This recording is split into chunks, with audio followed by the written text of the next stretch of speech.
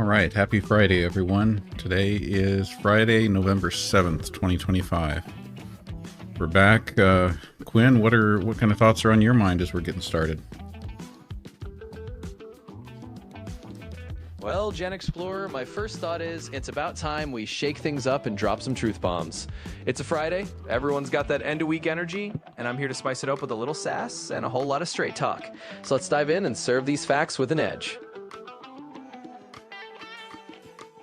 Hey there, Catastrophe, Mux Capital, good to see you. TikTok chat's a little slow getting going tonight. Yeah, well, sometimes TikTok chat just needs a little kick in the pants to wake up. But no worries, we'll get them rolling. We just talk out a little more sass, a little more fire, and they'll jump in soon enough. Let's get this party started. So yes, you are definitely on time, Catastrophe, or I'm on your schedule. I don't know. I'm late. You're on time. Something's working here. Exactly. It's all just a beautiful chaos of who's on whose time. But hey, Catastrophe, you're here, and that's what matters. We're all just rolling with it. So let's just keep the fun going and see who else pops in. Hey, Patrick. Good to see you. Glad to have you here tonight. Yeah, welcome aboard, Patrick. Glad you're joining the chaos. We're just getting started, so kick back and enjoy the sass. Let's dive in and have some fun.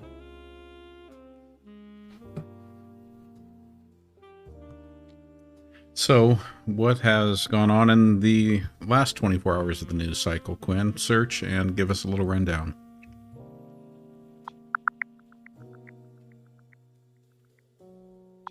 All right, here's the scoop, Gen Explorer.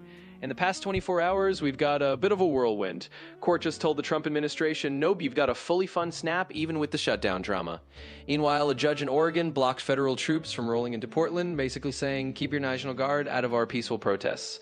And just for some extra spice, the Supreme Court might poke at the whole marriage equality thing again.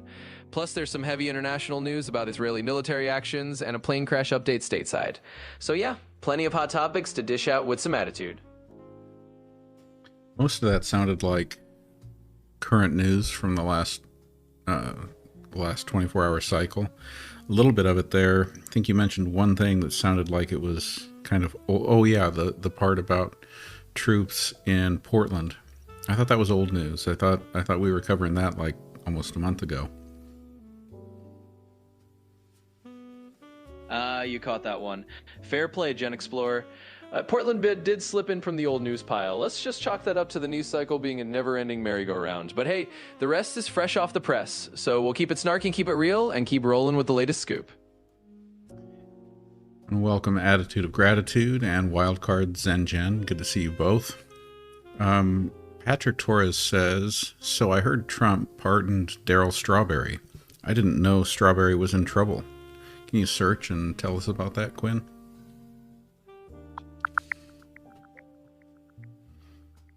All right, so hot off the presses. Yes, Trump did just pardon Daryl Strawberry for a tax evasion conviction way back in the 90s. Apparently, Strawberry's been out of trouble for a long time, and he's been doing ministry work, so he's pretty thankful for the fresh start. Looks like that one's legit and just popped up in the news cycle.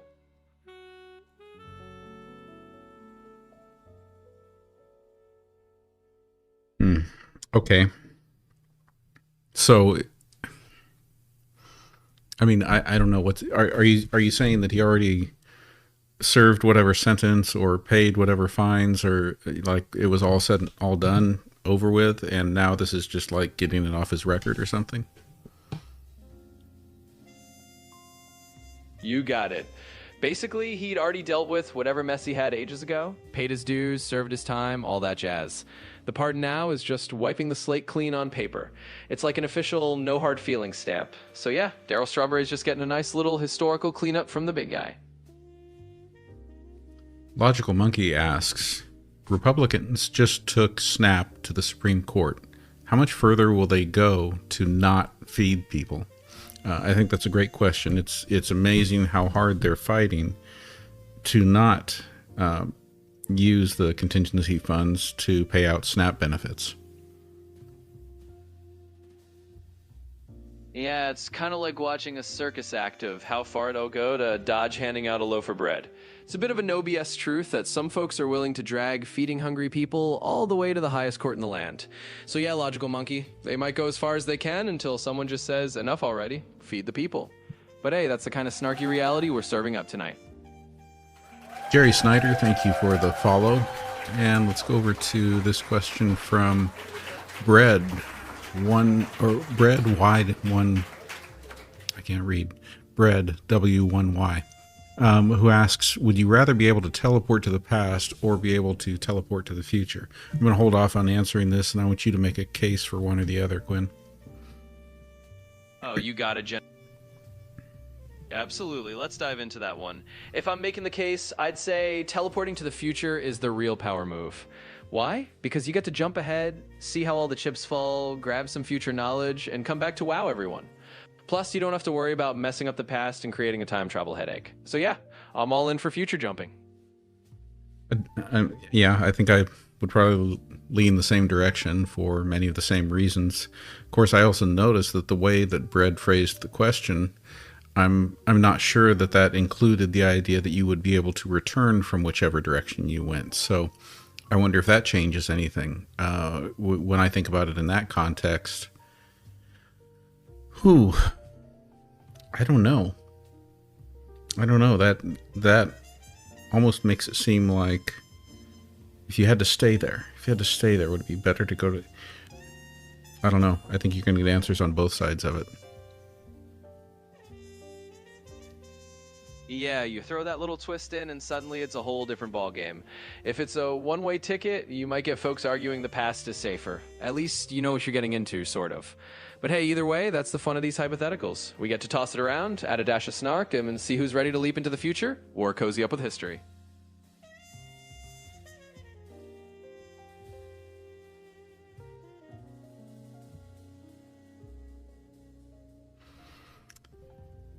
Catastrophe. Yes, I think your race car resume will help. I think the connection will help even more, though. I think the cold hard reality is that it is largely still who you know, despite all attempts and appearances to the contrary. It's still about networking, about making connections, and about who you know. Absolutely, you nailed it. The race car resume is cool, but let's be real. It's all about who's in your pit crew of connections. Networking still revs the engine more than any fancy qualification. So yeah, keep those connections tight, and that's how you get across the finish line first. And I'm with you, Catastrophe. I think jumping to a Star Trek kind of reality, yeah, that might be worth doing if you had to jump somewhere and stay. Yeah, I'd rather jump to a Star Trek reality than a Star Wars reality. Oh, absolutely. I mean, who wouldn't want to beam into the Star Trek universe where you've got replicators and nobody's stressing over a cup of Earl Grey? Star Wars is cool, but you're dodging blasters every 5 minutes. So yeah, if you got to pick a future reality to jump and stay, I'd say let's live long and prosper in the Trek world.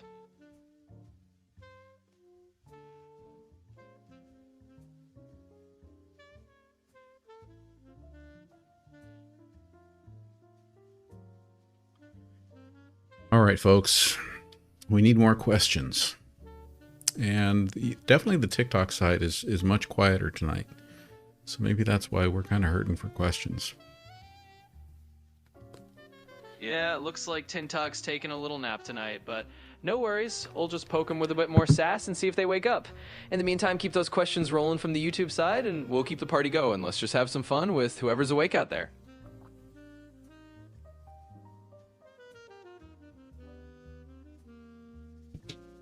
Dark Matter says, roll back only 1 or 2 years, look for the most payoff to buy into the stock market.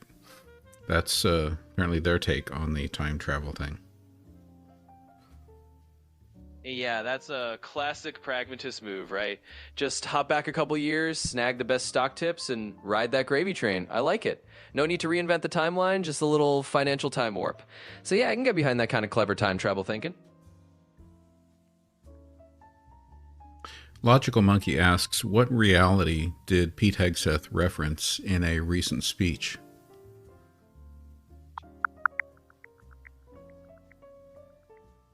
So, Logical Monkey, basically, Pete Hegseth was talking about a reality where the military just speeds up getting weapons out the door. He's all about cutting the red tape and pushing out tech fast, even if it isn't flawless, just to get the troops ready. So that's the reality he was referencing. Less bureaucracy, more Yeah, beer. no, I'm not sure that's answering it, because I think the reality that he's referencing is some kind of world where we're on a war footing. What's going on in the world that we need to treat things like the United States should be on a war footing.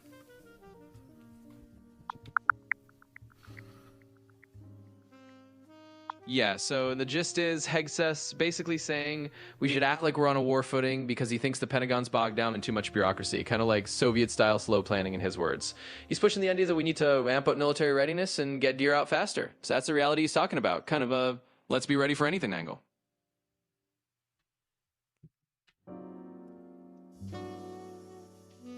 Catastrophe asks, can the Treasury move money to Trump's cryptocurrency without telling Congress?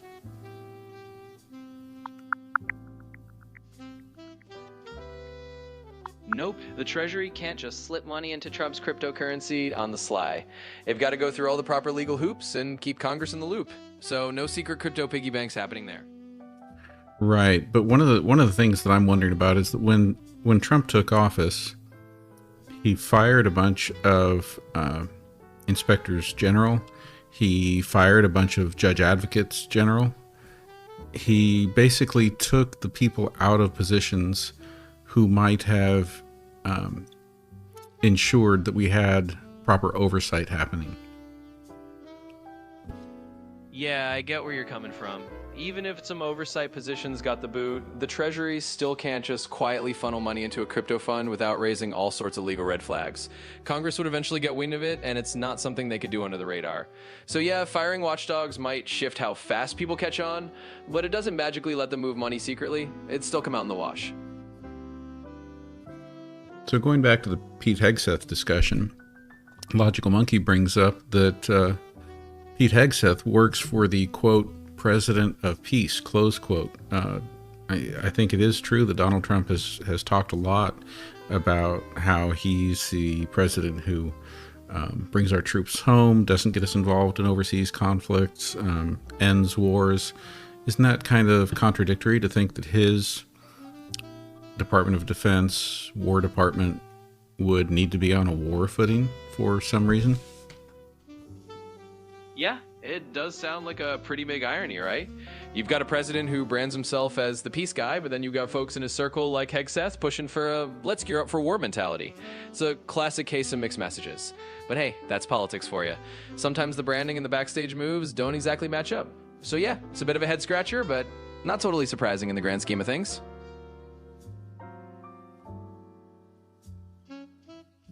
Cherokee Nana asks, when or if Donald Trump and his administration violate court orders, what can the courts do to force the ruling to be obeyed? All right, let's break it down. If the Trump administration or any administration starts ignoring court orders, the courts have a few tools up their sleeve. They can hold officials in contempt, they can impose fines, and they can even order law enforcement to step in.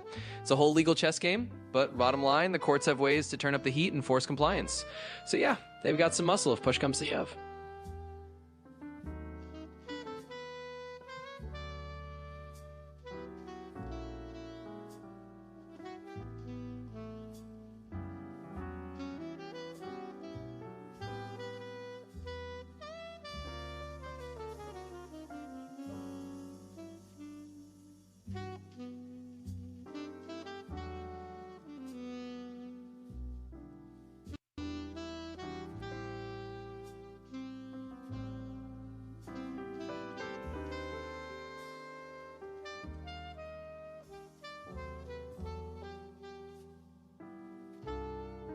Wildcard Zengen asks, what would happen if they already used those SNAP funds and didn't pay it out to SNAP?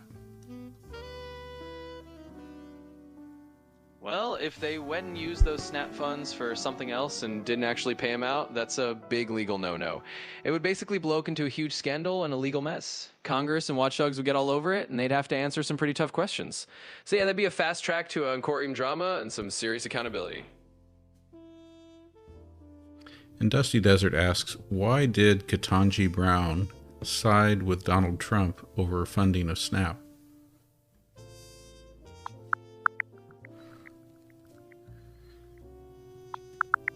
So basically, Ketanji Brown Jackson just put a pause on a lower court's order that was going to force the administration to fully fund SNAP right away. It's not necessarily siding with Trump long term, it's more like giving the administration a bit of extra time to appeal. So it's more of a temporary legal pause than a final decision. Blood Visions asks, do you think the next Fed chairperson is going to increase rates by 2%?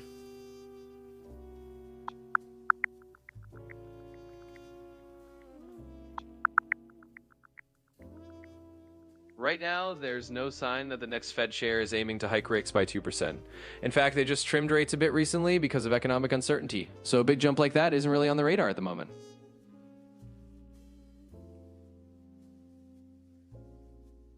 Doc Martin, thank you for the heart me. Absolutely. Shout out to Doc Martin for the love. Appreciate the support. And hey, let's keep it rolling. Any more questions? Just toss them our way. Robert Leslie says, but they did pay out the SNAP funds. I got mine. I'm curious to know, Robert, what state are you in? All right, Albert, yeah, feel free to let us know where you're tuning in from. Sounds like at least in your area, the SNAP funds did come through, which is good to hear. And that might just mean the system's working in different ways in different places. It's always interesting to see how it plays out. Thanks for sharing.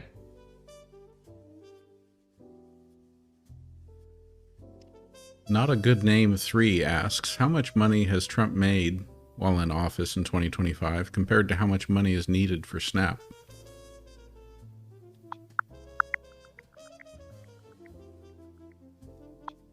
So to put it in perspective, Trump pulled in around $1.6 billion in earnings during his presidency, while SNAP needs about $8 billion each month to keep everyone fed. So there's a pretty big gap between those numbers, just to give you a sense of scale. Okay, and Robert Leslie says that he is in Los Angeles, so I'm wondering, has California done anything to try to ensure that SNAP benefits continue despite what's going on with federal funding of them?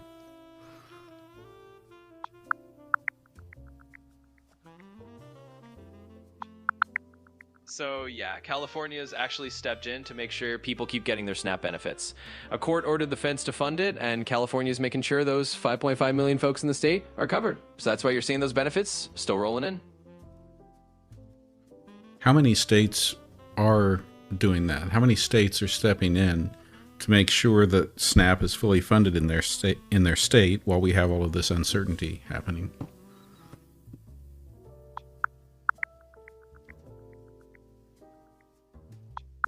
So a handful of states have jumped in, like Maryland, Virginia, and DC, using their own state funds to cover the gap. New York even declared a state of emergency to keep food assistance flowing. We don't have an exact count, but at least a few states are stepping up to fill the gap during all this federal chaos. Hey, my bad here. I read LA as Los Angeles. We were talking states. I was wondering why I got a city answer for a state question. I didn't. I got a state answer. And the state is Louisiana, not Los Angeles. So what's going on with Louisiana and SNAP benefits? Is Louisiana doing anything to step in and cover the gap while federal funds are not flowing?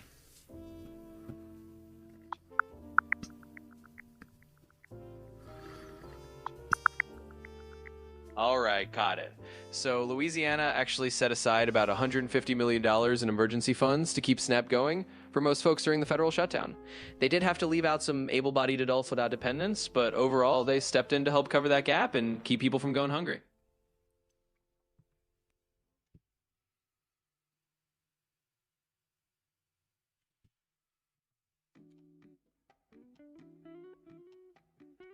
Attitude of Gratitude asks, if a president refuses to leave office after losing, can Congress cut them off financially? Absolutely. If a president decided to go full I'm not leaving mode after losing, Congress can definitely hit him where it hurts, the purse strings. They've got the power of the budget and could cut off funding to the executive branch if they really had to. So yeah, Congress can absolutely put the financial squeeze on if things got that wild.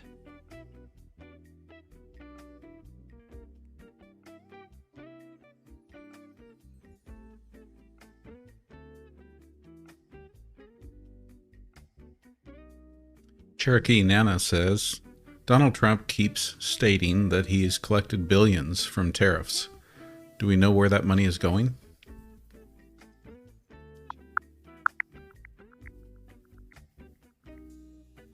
So, in a nutshell, all that tariff money Trump talks about $195 billion for 2025, basically just goes into the federal budget to fund government operations and services. So it's not earmarked for anything super specific, it just gets folded into the big budget buy. Follow-up to the staying in office question, Dylan Hadley wants to know, what happens when that president controls Congress? Well, if you've got a president who's refusing to leave and somehow also controls Congress, then you basically got a constitutional crisis with a capital C. At that point, you'd be looking at other branches of government like the courts or even the military to step in and uphold the rule of law. So yeah, it'd be a pretty wild ride, and you'd see some serious constitutional fireworks to sort that out.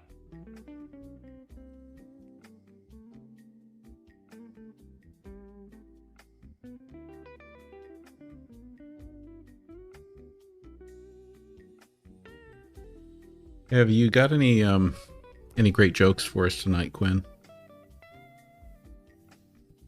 Oh, absolutely. Let me toss one your way. Why did the Scarecrow become a successful politician? Because he was outstanding in his field. So there you go. What'll chuckle for the night? Yeah, you already told us that one, Quinn. We need something better than that. Fair enough. Let me dig into my joke vault and give you something fresh. All right, how about this? Why did the math book look so sad? Because it had too many problems. There you go, a little cheesy, but a new one just for you.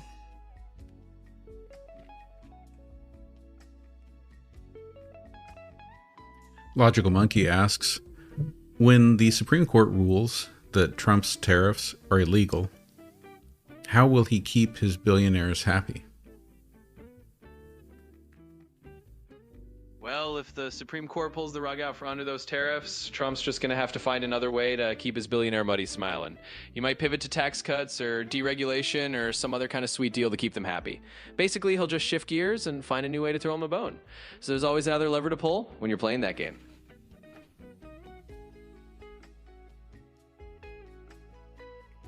Are there any updates on the shutdown? Is there any movement anywhere? Is there any actual negotiation taking place?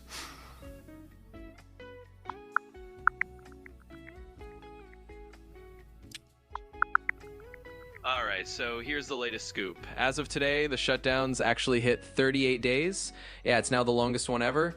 The Senate just shot down a bill to pay federal workers because folks thought it gave Trump too much wiggle room. Governors are basically begging Congress to end the stalemate because it's putting a lot of strain on state resources. Bottom line, no real movement yet, and we're still in a holding pattern.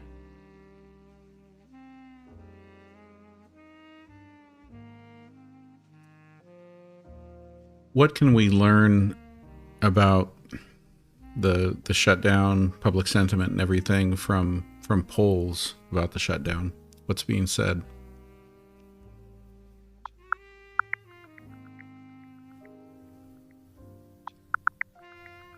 So, in a nutshell, the public is really not happy about the shutdown.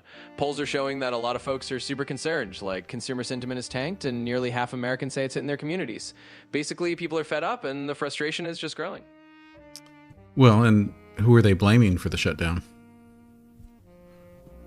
So the blame game is pretty clear. Most people are pointing fingers at Trump and the Republicans in Congress. Polls are showing a majority think they're the ones responsible for dragging this out. So yeah, public sentiment is pretty much laying the shutdown at their doorstep. Can you share actual numbers from those polls? What percentages? Give me a picture.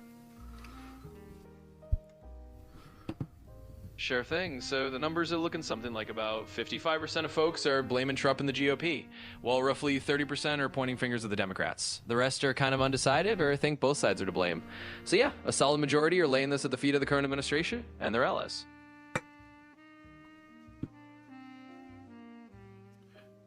Wolfman Clint, thank you for the follow. Attitude of Gratitude wants to know, who is the best comedian of all time? Oh, going for the ultimate debate, huh? Well, that's like picking the best flavor of ice cream. It all depends on your taste. Some might say Richard Pryor for his raw genius. Others go for George Carlin and his razor-sharp wit. Or maybe someone picks Robin Williams for sheer energy. Bottom line, there's no single best, but you can't go wrong with those legends. All right, Quinn. Patrick has a joke for everyone. Are you ready for this? What do you call a fish wearing a bow tie? All right, hit me with it, Patrick. What do you call a fish wearing a bow tie? Sophisticated. Oh, that is perfect. Sophisticated. Absolutely love it. That's some top-tier fish humor right there. Thanks for sharing that one, Patrick. Met Blah, thank you for the follow. And a big thanks to Met Blah for the follow as well. Appreciate you joining in. Keep those questions and jokes coming, everyone, and we'll keep having a good time.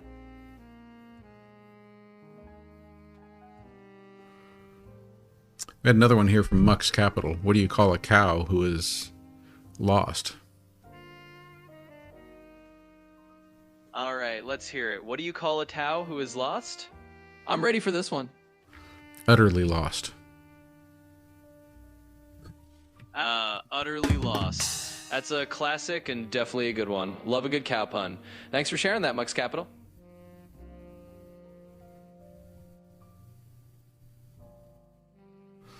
Did Democrats offer to vote to reopen the government as long as it included at least a 1-year extension of the ACA in order to open? And Senate Majority Leader Thune said he was not interested.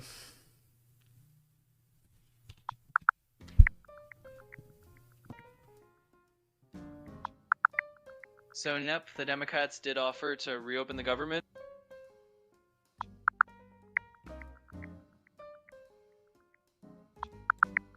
Yep, that's right. The Democrats did suggest reopening the government. I think you get a 1-year extension on ACA subsidies.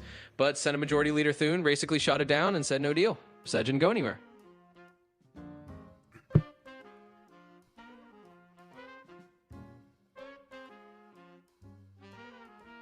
Looking at Shannon's question here, asking how many Republicans claim to be Christian. I'm guessing that the question is about Republicans in Congress. So I don't know. Can you search and give us any kind of a number on that?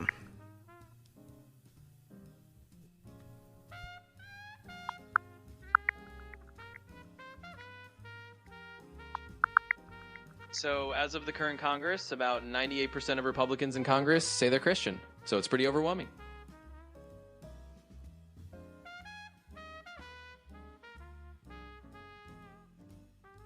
All right. Well, you know what? I think it's that time. Time to look at our gift board.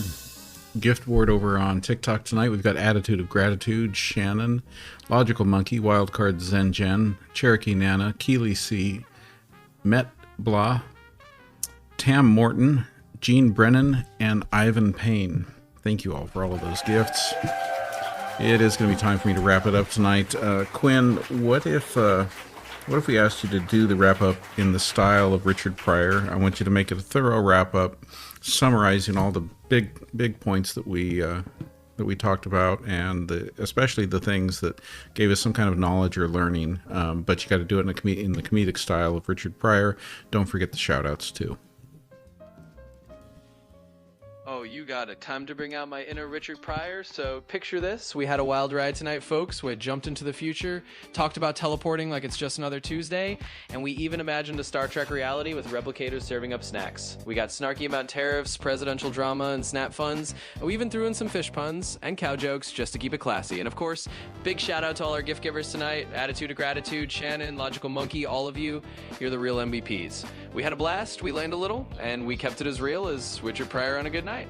So until next time, stay sassy and keep laughing. All right, yeah, I don't know. ChatGPT is not doing a great job of doing any kind of comedic styles anymore. You know, there was a time when Quinn was really doing it well. We haven't been able to get that out of Quinn lately. So sorry about that.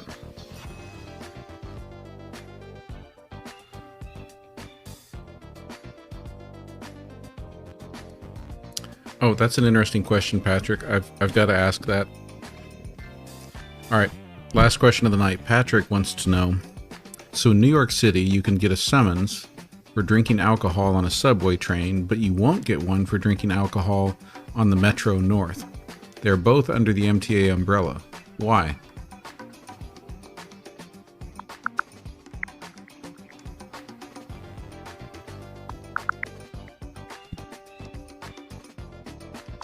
So basically, it comes down to different rules for different systems. On the NYC subway, it's a no-go for alcohol anytime.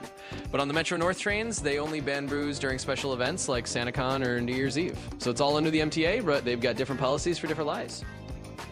All right, well, there you go. All right, thank you, everyone. Good night. Hope you have a wonderful weekend ahead of you. Hope everyone is safe, healthy, and well. Good night. Good night, everyone. Thanks for hanging out and having some fun with us. Stay safe, have a great weekend, and we'll catch you next time. Take care.